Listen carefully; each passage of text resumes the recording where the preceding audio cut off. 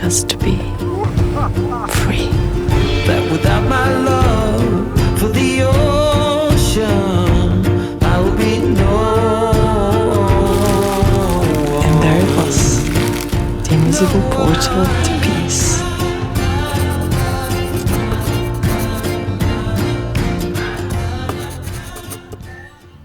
I caught a glimpse of life experienced without an overlay of my mind.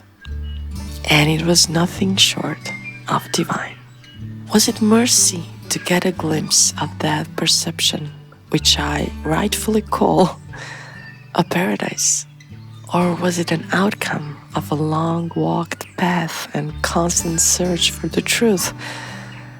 Was it a special place that brought me back and woke me up from the nightmare that I thought life was? Do I need to know the origin of the blessing? Not really. Maybe I'm not wise enough to stop playing with intellectual fire, but I won't deny my desire to understand you better by coming closer to you so I can take us both out of there, back to paradise.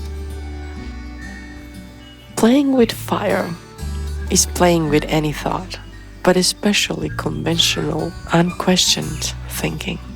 The most profound treasure a human can possess gets burned with it. And only when you find that treasure do you fully understand the pain of its loss.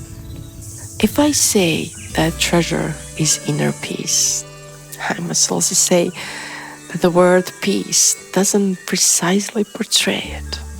Peace that loves you, perhaps.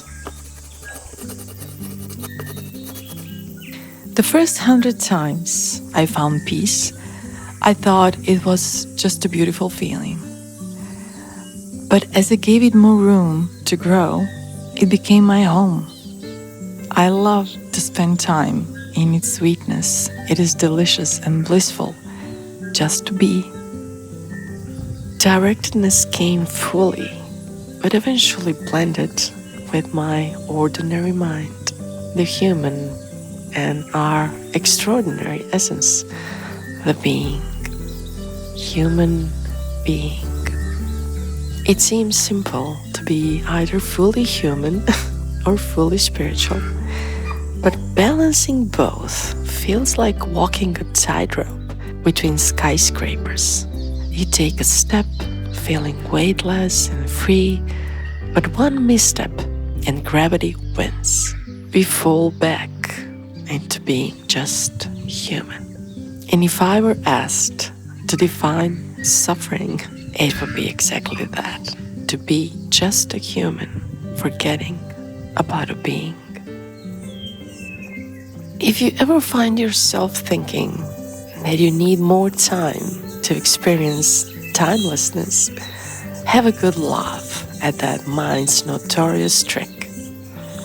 You have never lived anywhere else but in the present moment. And if we are not fully here to truly experience our lives, they seem to have never happened. Maybe that's the origin of our fear of missing out on the present moment. Our lives never had to be more adventurous, new, epic, interesting, or far. No external experience lacks anything if we are truly, fully present. This is too simple to understand. Our mind's complexity cannot grasp something that isn't a concept, a belief, a substance, or a food for the mind. Do respect your unique ways to bypass that narration of life that we call living. But living is not that. If I'm anything but fully peaceful, I'm in pain and lost. I do sometimes forget to return home from the pretend play everyone calls real life, but I can't fool myself and blame the world for my pain of disconnection. The world is lost too. I must return home. But where is it? Where can I find that invisible portal to peace again? I must go where time stops, in real, direct, and alive experience. It can only be right where I am, right now. But mind movies constantly long to be elsewhere, promising that aliveness when we get to that specific place and time. At the mountain peak, it wants to go to the beach. At the beach, it wants to see the mountain peak. Metaphorically and literally, it never rests in its endless thirst, waiting for the impossible tomorrow. Yesterday and tomorrow do not exist in reality. Yesterday will never happen again. And no matter how meticulously written, tomorrow won't play out by the script either. It was just a mind movie. For me, I have found all the keys to paradise in the ocean. By the ocean, life is full. Time doesn't move hour to hour, but color to color. We align with the tides and breathe in the freedom of the salty sky. As I rest in the space between thoughts, I can feel the presence of my home in the glassy face of the wave. Freedom for my mind's movie has opened up more than meets the eye. And there it was, the invisible portal to peace in the wave. And how lucky I am to have experienced this with you.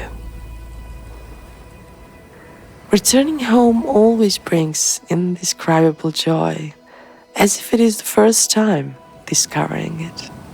And for that joy alone, it may have been worth forgetting